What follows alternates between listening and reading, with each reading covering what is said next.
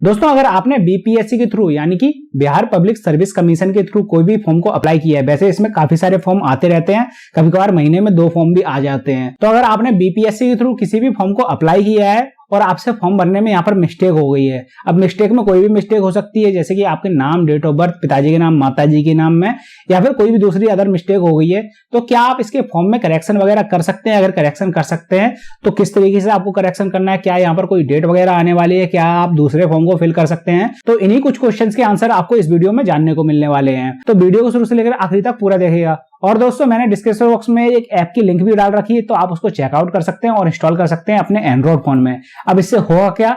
इससे दोस्तों अगर आप ऑनलाइन शॉपिंग वगैरह करते रहते हैं, जैसे कि अगर आप Amazon, फ्लिपकार्ट से कोई भी सामान वगैरह ऑर्डर करते हैं, तो आपको बीच में अच्छा खासा कमीशन भी मिल जाता है। अभी तक आपको इस चीज के बारे में पता नहीं होगा, लेकिन मैंने डिस्क्रिप्शन बॉक्स में एक ऐप डाल रखा है, आप उसको अपने मोबाइल में इंस्टॉल कर लीजिए फटाफट से, और उसके थ्रू आप Amazon या फ्लिपकार्ट खोलेंगे। उस ऐप में आपको एक बार रजिस्टर करना पड़ेगा और उसके थ्रू आप Amazon या फिर फ्लिपकार्ट ओपन करेंगे और आप कोई भी सामान वगैरह ऑर्डर करते हैं तो 1 से 2 दिन के अंदर आपके पास कमीशन लौट कर आ जाएगा। और मैंने इसी ऐप के थ्रू पिछले मंथ करीब 5,000 के आसपास कमीशन अर्न किया था, तो मैंने सोचा आप लोगों को भी बता दिया जाए ताकि आप भी इसमें अच्छा खासा कमीशन अर्न कर सकें।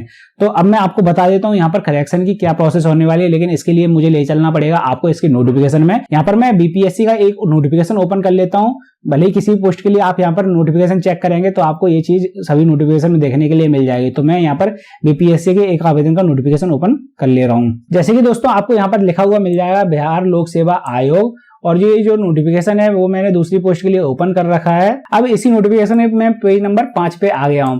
अब हो सकता है आपने कोई दूसरी पोस्ट के लिए नोटिफिकेशन ओपन कर रखा हो, तो उसमें ये मतलब जो यहाँ पर एडिट वगैरह के जो डिटेल वगैरह दे रखी है तो वो ऊपर नीचे हो सकती है। कभी में ये किसी नोटिफिकेशन में ये 6 नंबर पेज पे भी जा सकती है, किसी में 4 नंबर पेज पे भी आ सकती है, तो आप ऊपर नीचे थोड़ा चेक कर लीजिएगा। लेकिन मैंने जिस पोस्ट के लिए ओपन किया है ये नोटिफिकेशन, तो उसमें 5 नंबर पेज पे दे रखी है। अब बीपीएससी या कोई भी यहाँ पर फॉर्म वगैरह आते रहते हैं, मतलब जितने भी फॉर्म आते हैं, तो उसमें ये वाली डिटेल आपको सेम टू सेम लिखी हुई मिल जाएगी।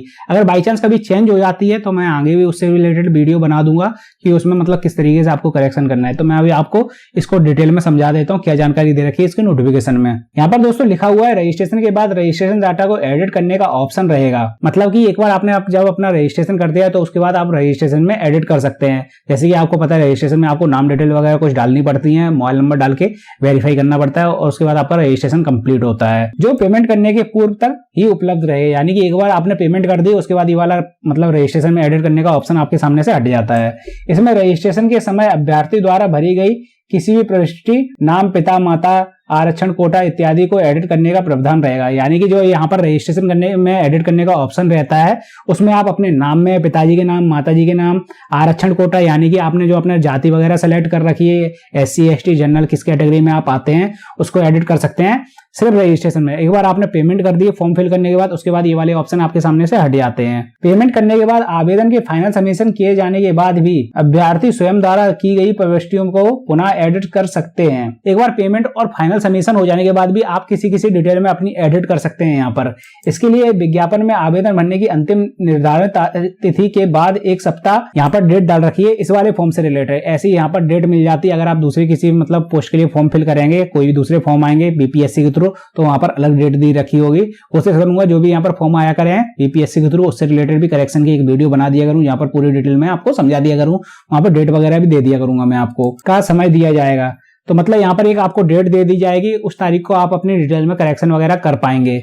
अब करेक्शन में यहाँ पर सब कुछ करेक्शन नहीं हो पाएगा, किसी चीज में करेक्शन हो सकता है, परंतु वे निम्न प्रविष्टियों में परिवर्तन नहीं कर सकेंगे। मतलब कि यहाँ पर कुछ ऐसी चीजें हैं जिसमें वो करेक्शन नहीं कर पाएंगे अगर उनसे कोई मिस्टेक हो जाती है। अब क्या ऐसी चीजें हैं? जिन प्रविष्टियों में फीस का निर्धारण प्रभावित होता हो, मतलब कि जब आपने फॉर्म को फिल किया है यहाँ पर कोई ऐसी डिटेल वगैरह आपकी भरी गई है जिसकी वजह से आपकी फीस वगैरह चेंज हो रही है। जैसे कि जब आप यहाँ पर कैटेगरी वगैरह सेलेक्ट करते हैं, मूल निवासी अपना लगाते हैं, तो आप यहाँ पर देखते हैं कि जैसे आपने बिहार के मूल निवासी हैं और यहाँ पर लेडीज के लिए फॉर्म फ्री है और साथ में यहाँ पर SC ST कैटेगरी के लिए भी फॉर्म फ्री है।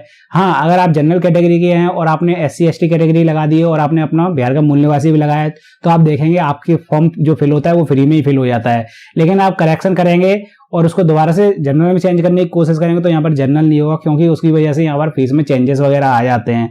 तो ऐसी कोई भी चीज आपने यहाँ पर फिल की है जिसकी वजह से फीस वगैरह आपकी चेंज हो रही है, तो उस चीज में यहाँ पर आप करेक्शन नहीं कर पाएंगे। मतलब कि जो बिहार की फीमेल कैंडिडेट वगैरह रहती है उनकी जो फीस वगैरह कम कटती है अगर वो बिहार की मूल निवासी हैं, तो इसके बाद यहाँ पर वो फॉर्म में कोई भी एडिट वगैरह नहीं कर सकते हैं। फॉर्म को सबमिट करने के बाद जैसे ही वो मूल निवासी वगैरह अपना हटाना चाहें तो वो यहाँ पर चेंज वगैरह नहीं कर पाएंगी। ऐसे यहाँ पर SC ST कैटेगरी में भी होता है, क्योंकि उनकी फीस भी कम कटती है तो वो यहाँ पर मूल निवासी वगैरह अपना नहीं हटा पाएंगी। अगर आप डिसेबल्ड कैटेगरी में आते हैं तो वो भी यहाँ पर कोई चेंजेस वगैरह नहीं कर पाएंगे। और हाँ दोस्तों, एक बार जब आपकी पेमेंट हो जाती है और फॉर्म सबमिट हो जाता है आपका, उसके बाद आप अपने नाम में, पिताजी के नाम में, माताजी के नाम में कोई भी एडिट वगैरह नहीं कर पाएंगे। और इन सभी फील्ड्स को छोड़कर आप अपने फॉर्म में किसी भी तरीके का एडिट वगैरह कर सकते हैं।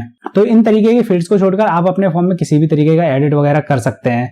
तो अब यहाँ पर एक लाइन और लिखी गई है, मैं आपको वो भी पढ़वा देता हूँ। यहाँ पर लिखा हुआ है, वैसे अभ्यर्थी जिन्होंने गैर रियायती परीक्षा शुल्क का भुगतान करते हुए आवेदन किया है, मतलब कि बिहार के निवासी हैं और आपने गलती से बिहार का मूल निवासी लगाना भूल गए हैं, यहाँ पर आपने बाहर से फॉर्म फिल कर दिया है और आप SC ST कैटेगरी में आते हैं, तो यहाँ पर आपको जो परीक्षा शुल्क में भुगतान करना पड़ता है वो पूरा ही आपको पेमेंट करना पड़ेगा। आपको पता ही होगा, पूरा पेमेंट आपको करना पड़ेगा, लेकिन आपको यहाँ पर छूट मिलनी चाहिए थी। तो ऐसे अभ्यर्थी एडिट करके यहाँ पर SC ST कैटेगरी या फिर बिहार का मूल निवासी लगा सकते हैं, लेकिन उनका जो फीस एक्स्ट्रा कटी हुई है वो उनकी रिफंड नहीं की जाएगी। वो तो उनकी कट चुकी है एक बार, उसको रिफंड नहीं किया जाएगा। लेकिन जैसे वो बिहार का मूल निवासी वगैरह लगाना भूल गए थे तो वो यहाँ पर चेंज वगैरह कर सकते हैं इसमें। अब यहाँ पर दोस्तों, यहाँ पर कुछ चेंजेस वगैरह की बात हो गई है, लेकिन अगर आपके नाम वगैरह में कोई मिस्टेक हो गई तो क्या आप उसको एडिट वगैरह कर सकते हैं? तो इसके लिए यहाँ पर दोस्तों इन्होंने एक ऑप्शन दे रखा है। ऑप्शन क्या है वो भी मैं आपको बता देता हूँ।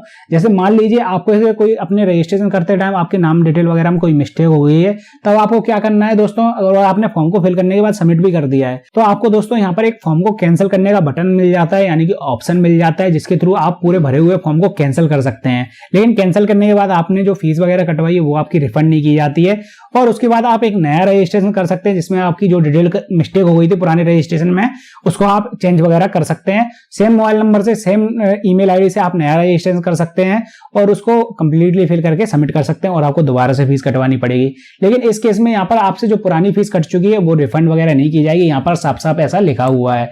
ऐसी कोई मतलब यहाँ पर वैसे डिटेल में कुछ दूसरी जानकारी दे रखी है। अगर आप पूरी प्रक्रिया को यहाँ पर एडिट करना चाहते हैं तो इस तरीके से आप अपने आवेदन में अंतिम तिथि के पूर्व पहले ही मतलब यहाँ पर रजिस्ट्रेशन को रद्द कर सकते हैं, और ईमेल आईडी उसी ईमेल आईडी से और मोबाइल नंबर से नया रजिस्ट्रेशन कर सकते हैं।